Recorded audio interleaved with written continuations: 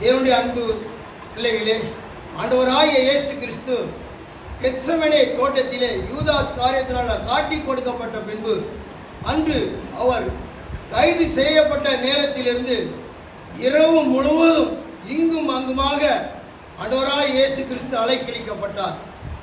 ஆண்டவராகிய இயேசு கிறிஸ்து முதலாவது அண்ணாவினிடத்தில் அழைத்து செல்லப்பட்டார், பின்பு காய்வனிடத்தில் அழைத்து செல்லப்பட்டார். மூன்றாவதாக அவர் கனசேரி சபையினிடத்தில் அவர் வழிநடத்தப்பட்டார். பின்பு பிலாத்தினிடத்தில் அவர் கொண்டு போகப்பட்டார். பின்பு அவர் ஏரோதினிடத்திலே கொண்டு வரப்பட்டார். மீண்டுமாக ஆண்டவராகிய இயேசு கிறிஸ்து பிலாத்தினிடத்திலே கொண்டு வரப்பட்டார். ஆக அந்த ஆண்டவராகிய இயேசு கிறிஸ்து அந்நேரம் முதல் ஆண்டவராகிய இயேசு இங்கேயும் அழைக்கப்பட்டார். பிரியமானவர்களே, அது மாத்திரமல்லாமல் அந்த பிலாத்து அங்கு நிற்கிற ஜனங்களை பிரியப்படுத்தும்படியாக ஆண்டவராகிய இயேசு கிறிஸ்துவை வாரினால் அடிப்பித்து சிலுவையில் அறையும்படியாக ஒப்பு கொடுத்தார். எனக்கு அறிவான தேவனுடைய பிள்ளையே, வார் அடி என்று நாம் பார்க்கும் பொழுது நாம் நினைத்து விடுவது போல அது லேசான ஒரு காரியம் அல்ல.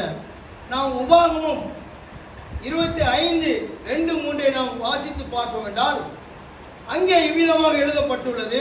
வாரடி என்பது ஒரு நியாயாதிபதி ஒரு மனிதனை, குற்றம் சாட்டப்பட்ட மனிதனை குற்றம் என்று அது நிர்ணயிக்கப்பட்ட பின்பு அந்த மனிதருக்கு 40 அடி வரை அடிக்கலாம் என்பதுதான் அந்த நாட்களில் ரோமன் நாட்களில் உள்ள சட்டங்கள்.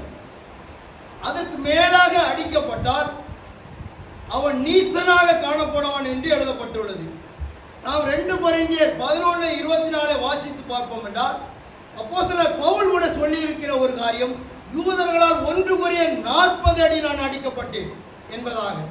எனக்கு அருமையான தேவனுடைய பிள்ளைகளே, ஆண்டவராகிய இயேசு கிறிஸ்துதான் அவ்விதமாக தான் ஆண்டவர் அடிக்கப்பட்டார்.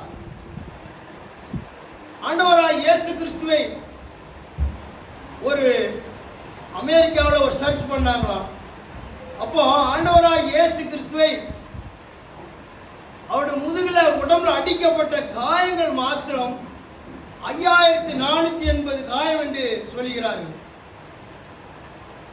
இந்த வார்த்தையை கேட்ட பொழுது நான் யோசித்தேன், இயேசுவை 40 அடி அடிக்கவே இல்லை. எவ்வளவு அவங்களால் அடிக்க முடியுமோ அவங்களால் இயேசுவை எவ்வளவு தாக்க முடியும் அவ்விதமாக தாக்கியிருக்கிறார்கள். ஏனென்றால் இயேசுவை அந்த இடத்தில் அடிக்கும் பொழுது அவர் கரங்களை கட்டி அவர்கள் அடித்திருக்கிறார்கள்.